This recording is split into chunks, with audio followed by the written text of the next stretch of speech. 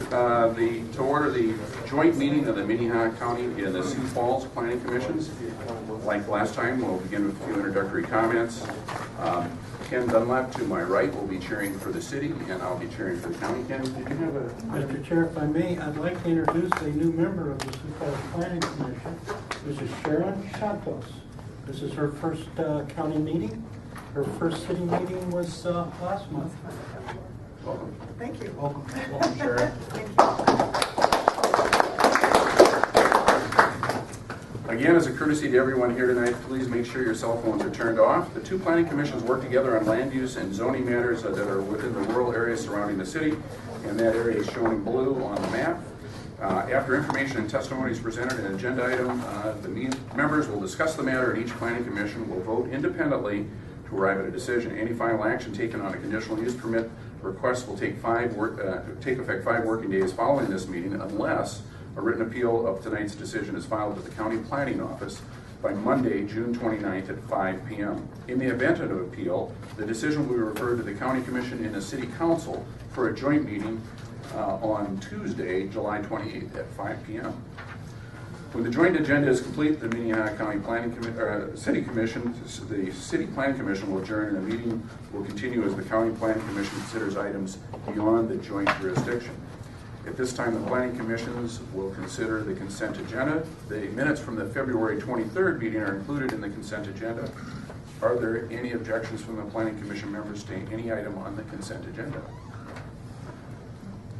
Is there any objections from the city side?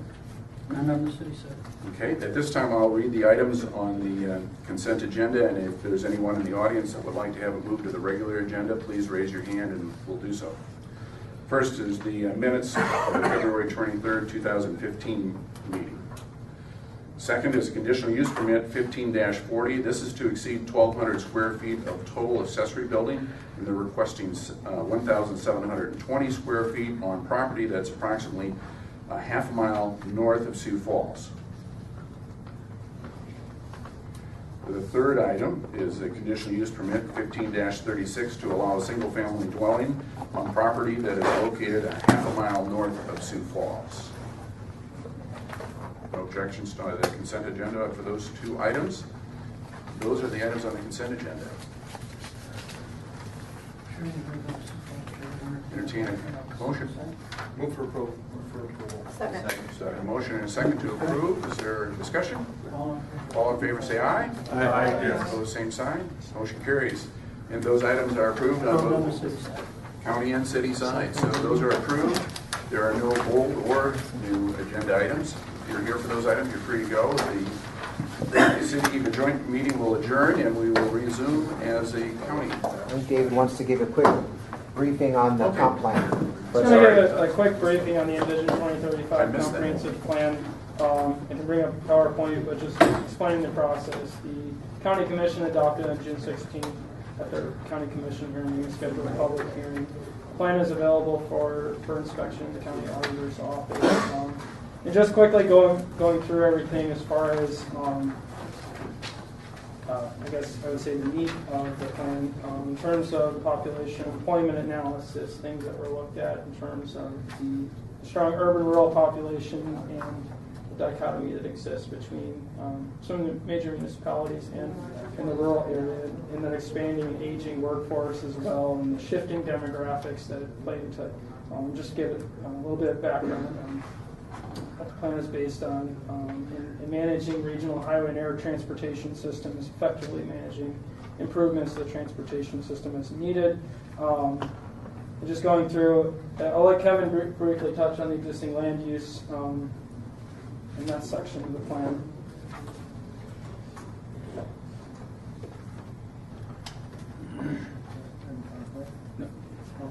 Well, the existing land use in general, I would have to say that we are predominantly still agricultural county, even within the city of Sioux Falls and other municipalities. Municipalities make up 11% of the county, or just over, and the agricultural makes up just under 80% of the county for land mass-wise. And then there's residential and non-residential uses beyond that, so that make up the rest.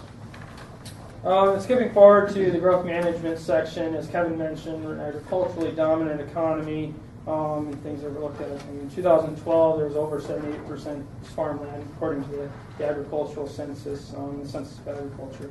And other things that were brought up during the process were local food study or community food system to help support the agricultural industry, to help identify opportunities for code revisions to help simplify the permitting process for local and entrepreneurial operations. And another thing was the agricultural tourism and working with the state South Dakota Tourism Department, helping to promote what we have in the state to people that are outside and promoting South Dakota grown.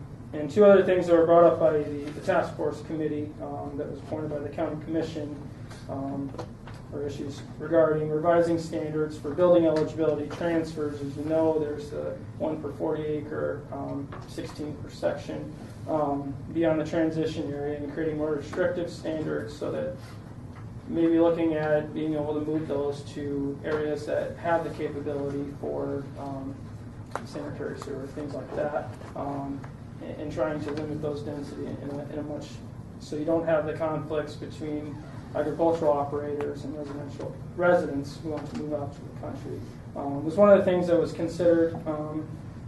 And then reverse setback standards for dwellings from concentrated animal feeding operations was another thing that was brought up during the process.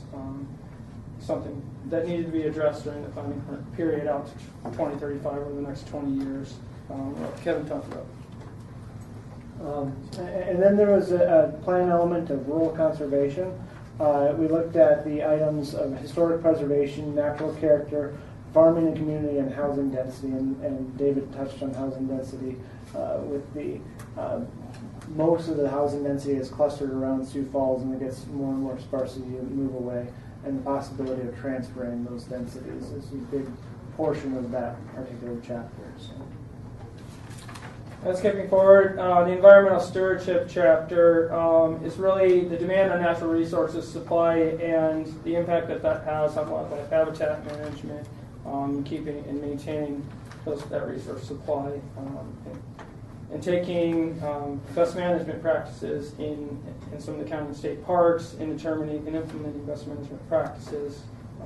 Minnehaha County was identified by the Environmental Protection Agency as meeting the criteria for a municipal separate storm sewer system, primarily for the areas outside the City of Sioux Falls and some of the larger residential developments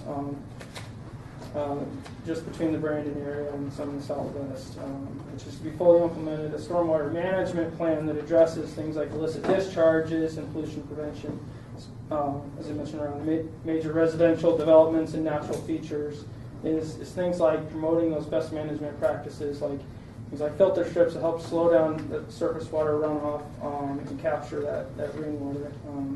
Another big thing about that is the public education outreach campaign, participation and involvement from residents within the county and the rural area.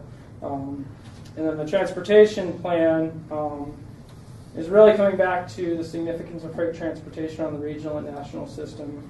As in the 2010 state rail plan, the volumes by weight category, a couple of projections as far as their 2040 demand. This is for the entire state, just to give you a reference, is by rails, the 2040 demand is 84% through the state. And then truck, on the other hand, is 2040 to change.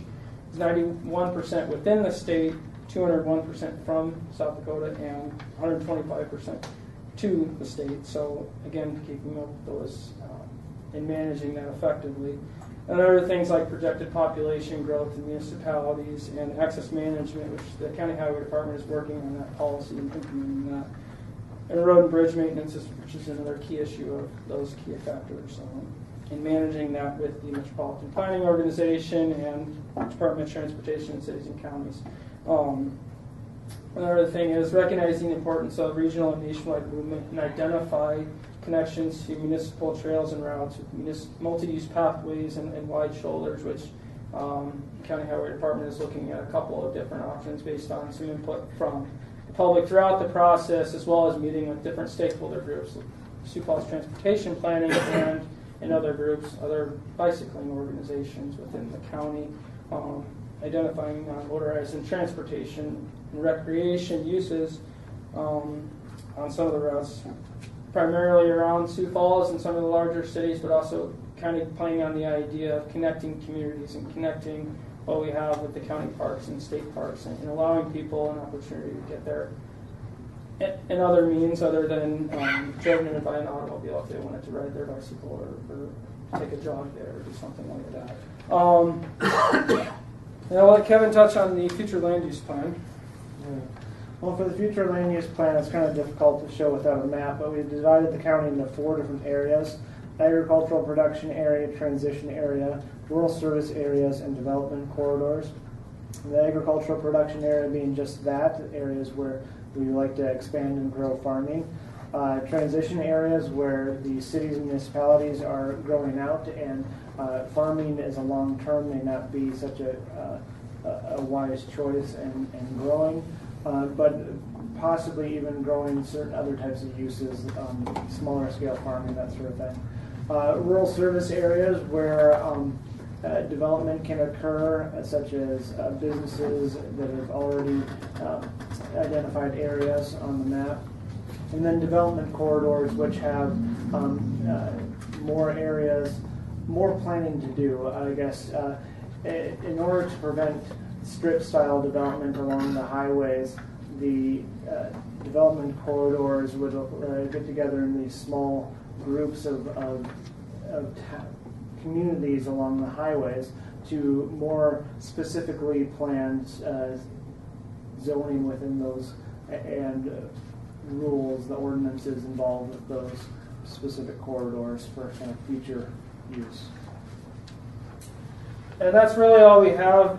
If you have any comments, you can send them to us. If you want to read through the plan, it's available on the website Envision 2035, as you may be aware already. And check that out. Give us some comments until the plan becomes effective on July 15th. It's 20 days, 20-day effective period after the County Commission approved a resolution, so the effective date would be July 15th. Other than that, if you have any questions, so. Staff and a lot of great volunteers put in a lot of good time. It's a nice plan. It's been some fun. Thank you. Thanks. Thanks. Now I believe we're adjourned. Adjourned. Thank you. Adjourned. Okay. See you in 3 weeks.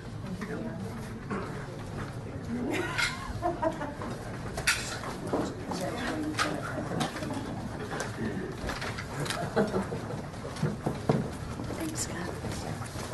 Thanks. Thank you. Take care.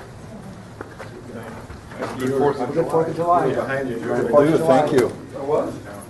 Was I on your tail?